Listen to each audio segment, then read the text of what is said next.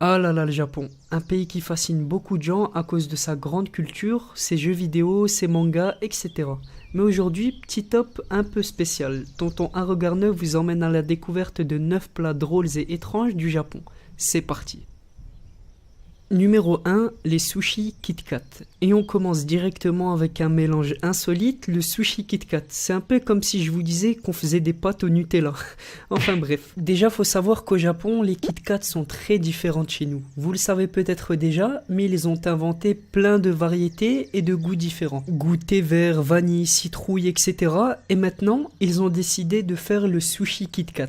Bon, l'image est un petit peu trompeuse, je vous rassure. C'est pas du riz cuit qu'on a habituellement sur les sushis, mais là, c'est du riz soufflé. Ces Kit Kat un peu particuliers sont en fait là pour célébrer l'ouverture d'une boutique située en pleine rue dans le quartier de Ginza à Tokyo.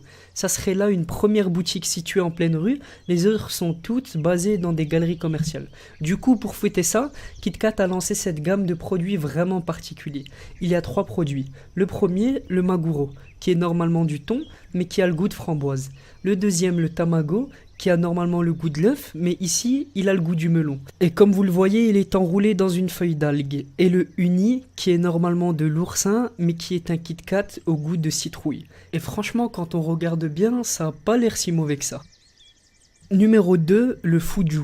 Le fuju est un poisson dont les Japonais raffolent, mais le petit problème c'est que s'il est mal préparé, c'est la mort assurée. Pourquoi? Car ses organes contiennent un poison très toxique, plus puissant que le cyanure, la tétrodotoxine. Ce poison est tellement toxique que l'État japonais est obligé de délivrer des licences aux chefs cuisiniers pour qu'ils aient l'autorisation de préparer le fuju.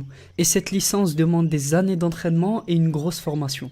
Et malheureusement, on répertorie des dizaines de morts chaque année dues au fuju à cause des habitants qui préparent ce poisson sans aucune maîtrise. Numéro 3, le ikizukuri. Un ikizukuri est un poisson choisi vivant par le client dans un aquarium du restaurant. Le chef cuisinier sort alors l'animal de l'aquarium et le prépare enfilé dans un plat, mais sans tuer l'animal.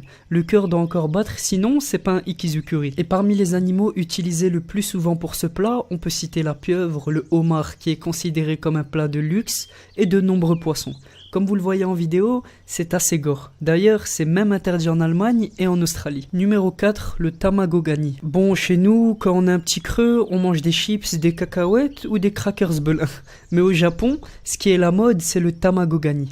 Ce sont des petits crabes frits que l'on mange entièrement, c'est-à-dire avec la carapace, les pinces et les yeux. Waouh, qu'est-ce que c'est que ce truc là? Bon, je vais rester sur les curly, mais si vous avez envie d'aller au cinéma au Japon, vous saurez quoi manger pendant le film. Numéro 5, les cerveaux de crabe d'Hokkaido. Comme vous l'avez remarqué avec celui d'avant, le crabe est une des grandes spécialités du Japon. Vous voyez ce petit truc vert à l'image qui donne vraiment pas envie qu'on le mange? Eh bien, c'est une purée de cerveau de crabe. Ça a pas l'air très bon quand on regarde comme ça, mais les clients aiment beaucoup. Numéro 6, le funazuchi. Considéré comme un plat de luxe et un mets de choix, le funazuchi est du poisson qui a fermenté et pourri pendant 3 à 4 ans. Généralement, quand on a du poisson pourri à la maison, on le jette, mais eux le gardent.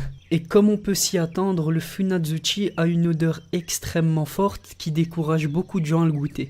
Le goût est piquant et on peut l'utiliser dans des soupes, des pâtes ou du riz. Numéro 7, les œufs noirs d'Owakudani.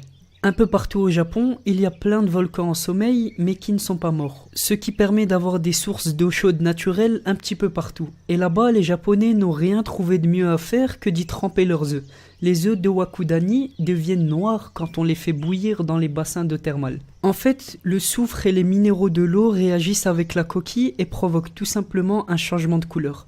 Avec la présence de sulfure, d'hydrogène et de dioxyde de soufre dans les airs, vu qu'on est au-dessus d'un volcan, pas sûr que les œufs soient très bons pour la santé. Numéro 8, le Inago no Tsukudani. Au Japon, ils sont dans le futur, ils mangent déjà des insectes. Là par exemple, le Inago do Tsukudani, ce sont des criquets. La méthode consiste à laisser mijoter longuement des insectes de petite taille dans un mélange de sauce soja et de sucre. Ils deviennent alors durs et croquants et je suis sûr que ça doit avoir un goût de chips. Pour le dernier, c'est le pire. C'est pas un plat mais c'est carrément un restaurant. Pudding au ver de terre, pâtes de crocodiles entières, cafards en salade, voici un petit aperçu de ce que le restaurant nommé Shinjuya propose.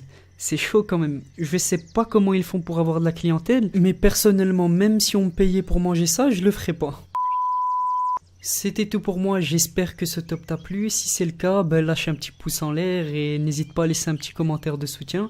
On se dit à demain pour un tout nouveau top. À la prochaine.